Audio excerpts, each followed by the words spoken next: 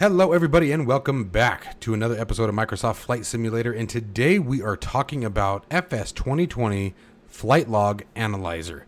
This application is an absolute amazing replacement for the default flight log and offers a ton of features and capabilities that, quite frankly, it's going to be difficult to bring into all of one video, but we're going to try. Stick around. If you are interested in acquiring any of my Overkill's tutorial guides for Microsoft Flight Simulator, or simply interested in supporting the channel, please consider joining us on Patreon. Patreon subscribers level tier 2 and above have access to all of my guides, as well as any future releases that come down the road. Patreon link can be found in the description below. All right, my friends. So as I said, this application is called Flight Log Analyzer. And here's what we're going to do. First, I'm going to break down what it is. We're going to talk about many of the features that come along with it, but I can promise you I'm not even going to get through all of them in order to keep this video at a length where you guys won't want to hit me with a shovel. I'm going to do my best to keep the rambling at a minimum and just stick to the facts and the capabilities of the application. And then at the very end, we'll go over to the website and I'll break down the differences between the Pro and the standard version. Now, the Pro version, I believe, can be purchased right now on special for $12 US, and the standard version, I believe, is $8. So very, very reasonably priced with a ton of capability. I'm going to tell you guys right now that if you are anyone who even remotely uses your flight log in Microsoft Flight Simulator, this is something you're going to want to pay very close attention to. If you are someone who is actively either A, pilot now, or B, someone who is aspiring to become one, you're going to want to pay attention to this particular piece of software. So I'm going to do my best to sort of get right into it, guys. So here we go. So first off, here's obviously the basic application. We're not going to talk about all the menus yet, but first thing that I want to show you guys that I really appreciate is dark mode. Simply pressing F11 with the application selected will enable or disable dark mode. So if that is your thing, it is certainly mine. I know that light mode is probably better for the recording, as the developer even stated as well, but we're going to keep it on the dark mode because I really do enjoy it. It's significantly easier on the eyeballs. Now, let's go ahead and start talking about the initial setup. So on the initial launch of Flight Log Analyzer, we'll call it FLA at times as well. So on the initial launch, for me, which I have a non-standard installation of Microsoft Flight Simulator, meaning that my sim is not installed in the default location. I picked my own directories to have it installed, which I know many of you have done as well. It makes it much easier to get to the community folder in the packages directory. This application picked it up automatically. I had to do nothing. It just automatically found it, which was really, really nice. I know that's not too crazy of a thing, but it's still something that was taken into this. The other really cool thing is, although you guys see Microsoft Flight Simulator launched behind you there, it does not require Microsoft Flight Simulator to be launched in order to use it. So you can bring up your logbook at any given time. This also works just as easily with the Steam version, guys, so don't worry. If you are on Steam, you still have full access to the capabilities. Moving on over, let's talk about as things move forward, time and flights increase. Obviously, data usage is going to become a thing. Microsoft Flight Simulator has a maximum logbook storage of 64 megs. Anything above that, and I believe it either begins overwriting or you can purge it. You have a nice pie graph right here that tells you guys what the current status of your logbook size is. Okay, so makes it very, very handy, and we're just getting started. You obviously have different time displays. You can do GMT or local, or you also have the 12-hour clock or 24-hour clock, as some of you may know as military time, quote unquote. The 24-hour clock is actually what is referred to. Okay, moving down into some of the information that is displayed, and this is where I'm going to do my best to hit everything in a good order, but let's talk about it. So first, before we start getting into what the different columns are, one of the really nice things about this is very easily you can arrange it to your liking. So let's see here. Let's move the from and from name to reverse. You simply, I'm just going to click and hold the from, move the field over here, and bam, and you can organize this as you choose. Now, as you guys see here, there is a ton of information that is available here. It goes on and on and on. I mean, just about everything. Even here, as a content creator, you guys can see how many times I have exited the sim using the escape key, meaning that basically, so an example of this would be either I'm mid-flight and I hit escape, terminate flight, go back to the main menu. That is the termination of a flight. If I land at an airport but I don't actually walk through the full shutdown process, actually terminating the battery, I believe with just about every aircraft in Microsoft Flight Simulator, turning off the battery is what actually will terminate the flight. You guys can see that, well, I don't do that very often, do I? So, talk about being called out right here. Thanks a lot, Gene. You know, I'm sure you're watching this. Anyways, moving on down the line here, guys, we have a ton of information now to start talking about. Down here at the bottom, you have your total flights. Right over here on the left, you have total flight time. You have total daytime flights, total nighttime flights. Obviously, these two together bring this number over here. You have your total distance flown. And again, as you start moving over, guys, you can see everything is totaled up. So you guys can break that information down as you choose. All right, so let's keep on going.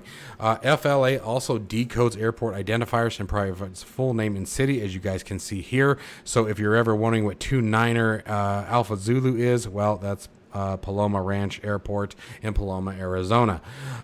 So there's a bunch of those really weird ICAOs that don't really have a lot of great definition. There's another one right there, brings that Brampton. Check that. That is a heliport.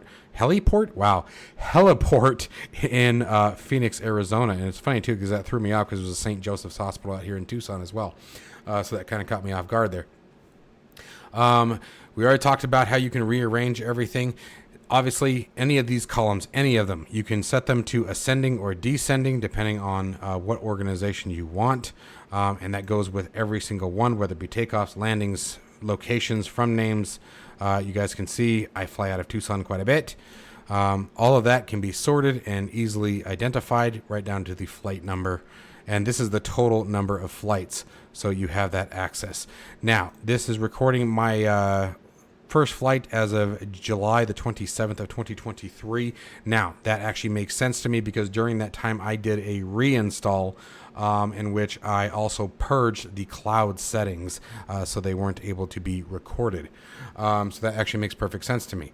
And we'll get into some of the options that this has as well as far as editing the log itself. Okay, so coming down to the graphing here, guys, you can see a ton of really awesome information. Most used aircraft by flight model, most used aircraft type, departure airports. Like I said, there's Tucson coming out of there. Yeah, that's pretty much me. Most common weather, we use live 142 flights using live weather. That says something to Microsoft Flight Simulator. Obviously, they've made live weather quite a bit more fun. One of the really cool things, I pointed this out during our Beyond ATC video when we were talking about how flight time may vary and therefore using their particular pricing model could be beneficial. You can see down here in this region, I took a major dip in how often I was flying compared to, say, over here. So again, really, really cool graphing. One of the really awesome things is you can walk up to any of these guys, right-click on it, change chart type, and you can go through and select which chart you want. Okay, and then you can obviously reset all the graphing information to the default charts. So if you change it and you go like, you know what, no, I think I like it the way it was before, boom, simply click a button and you are back at it. Let's keep on going. There's a hell of a lot more here, guys. Let's see here. Let me think about how I want to organize this. So let's talk about some of the cool internal information. Now, FS 2020ers, guys, did an awesome video where he showed the use of Google Maps Pro. Google Maps Pro is a downloadable app. You just Google it, Google Maps Pro download, and you'll find it. If you download that and use it, you can use that to generate a three-dimensional view of your flight. Today, I'm going to show everything from the default. I like to show anything that has to do with just the software. So we're going to go to the built-in viewer here, and there it is, guys. There's my flight here. Looks like we went from Tucson to LA. I'm willing to bet either the 737 or the A320.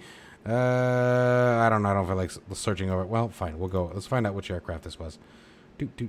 Yep, fly-by-wire simulations. There's the A320. All right, so coming back up here, we can either do basic route, which is direct to. We can do the satellite overlay. We can zoom in on particular points. Now, the only thing it doesn't have is all of your waypoints included in it, and that makes perfect sense to me. Again, that's kind of a hard one. Now, let's talk about waypoints. Let's talk about IFR flights for one thing. There is a limitation here, and this is across the board. It is the same thing inside of Microsoft Flight Simulator as well. This is not specific to this application. It is just part of it. If you are like myself, I never use the world map inside of Microsoft Flight Simulator to create my IFR flight routes. I always enter it into the flight computers themselves. It doesn't matter if it's GNS 530 all the way up to the MCDU on the Airbus. I like doing it manually. I like being able to see the flight entry come through. It's more fun to me. Here's the drawback. When you do that, the flight type will show VFR. Okay, you won't see an IFR flight here unless you manually create your flight route inside of Microsoft Flight Simulator. The drag about that, obviously, is that it then doesn't... it removes the ability to enter in and play with the avionics system inside of the aircraft itself. So keep that in mind. Now, I suppose if you wanted, what you could do is you could create your flight route in the world map and then delete it in the avionics suite, whatever you happen to be flying, and then re-enter it if you want to go that route, but that just seems silly. So that is a limitation of the simulator, essentially, as it doesn't transpose when you enter it into the avionics suite. Hopefully that's something that maybe Microsoft will adjust, or SOOOO will adjust, at the very least in Flight Sim 2024. Now, one of the other really neat functions you can do with any one of these flights, or multiple if you wish, is we can come down here and we can also go to Flight Profile. And here you can see the altitude profile that I flew here. We can see our time. We can see distance. A bunch of really awesome information that's available. The other thing that you can do is you can export these. Now, this one was kind of cool to me. Now, you guys can see all of the different stuff that can be used. For example, the KML, I believe this is what Google Maps will use. You can do basic plus the flight route if you have your route actually in. But one of the things that I liked was Sky Dolly. And then you can also delimitate the number of flights you want. So you can either separate them by comma. You can do a range, as you can see here. Flights 3 through 7 is the example that's shown here. Or if you want to leave it blank, it will export all of your flights. I'm not going to do that because I don't want to export 186 flights. But then you can simply export that out and replay it, for example, in Sky Dolly. For those of you who don't know, Sky Dolly can be found on flightsim.to. It is a completely freeware flight replay software that works very, very well. Certain aircraft has got a couple bugs here and there, but all in all, it is an absolutely astounding flight record solution, replay solution that is free. So keep that in mind. I use it very heavily. So anyway, so a couple of options there. Now coming back in here, you can also delete the flight, fix the flight. I'm going to leave that for you guys and make sure you go through the documentation. But essentially what it can do, for example, is if you are missing a takeoff or a landing within inside of the flight, you can select that particular flight that is broken, do a fixed flight, and it will repair the log for you. Deleting things, there are a couple different options as far as deletion goes. We can go delete unwanted flights. It's going to bring up a window that looks very similar to this. I'm not going to do this right now, but you guys can see you have quick select of short duration flights. And actually, you know what? Whatever. Let's do that. Let's do a short duration flight. Let's take out crashed flights, corrupt records. Yeah, let's just see what it does. I don't mind. And take them out. Hit OK. Boom. Now, one of the other really cool things is when it does this is it also automatically creates a backup of the flight log prior to the deletion. So if for any reason you did something you didn't want to do, you can always do a restore with the backup files that are done. So let's go ahead and just let it finish its thing. Boom. And the Flight Simulator logbook will now reflect these changes within the Flight Simulator game. Absolutely freaking awesome. See how many flights. That took out about 53 flights, it looks like. So we had a few bad ones there. Now let's see here. Let's go ahead and try the fix for a second. I'm just going to fix this flight. And that is flight 132. And let's see here. We have missing takeoff. Right? And looks like the landing's there. So we're going to do missing takeoff. Whoa. And this is, you know what? Fine. Do it. We're going to do it. Here we go. Go do it. Yeah.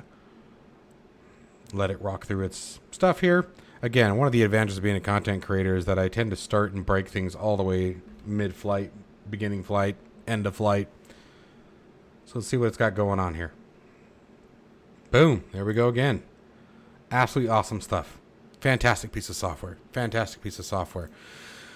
So now let's go ahead and talk about another thing that's really awesome about, and that is the group analysis summary. So it's going to take all of this information and bring it into groups. Let's go ahead and open that up, and you guys can see some of what we got. So first off, we have aircraft manufacturer and model, so you can see how many times I have flown. Now this is just since the logbook, and notice the tail number, the registration number specifically identified here. So I've flown November 822 Juliet Hotel one time. But for example, let's find that guy. That I actually question because I think I've flown it more than 6 times. So that one, I'm not going to lie, is kind of curious to me. I've been flying the crap out of that one. But what the heck, we'll trust it. Maybe I am full of crap. It wouldn't be the first time. So really awesome information there. Now let's go ahead and take a look at a couple of different things that we can do here. You can break it down by approach type. Now remember, here's the drag. This is a perfect example of breaking down, or me talking to you guys about how if you do not put your flight plan into the world map, unfortunately, it's not going to have this information for you. I've done a ton of IFR flights, but I always enter them in through the avionics suite. But if you don't, you can see your SIDS, your stars, type of flight. Go ahead and break that down. Free flight, low altitude flight, and tutorial missions. I imagine this is probably for that omnihopter. I can't remember what it's called now. But let's see here. Let's keep going here. Destination airport, for example. I can tell you guys one that I've done quite a lot. And let's go ahead and bring that down. And let's look for, you guys know it. You see, oof, really? Well, I guess that's only since July of 2023, not the entire time. But let's see, we've been to Princess Juliana, been there. Tucson International Airport, there it is, 20 times that I have landed at Tucson. And that's just in the logbook. But so it really breaks down a lot of information. Now, for real pilots, check this out. 30, 60, 90-day summary. You guys will find this very interesting. It lets you know if you guys are getting your currency times and your landings, etc., and making sure that you are staying current with the requirements for the FAA. So again, very, very awesome information. You can also do sorting by specific date ranges. So let's come back out of this. Let's go to aircraft model. We can search by specific time frames if you wish. Here, let's come up here and go back. You have a whole bunch of other information here that you can filter by.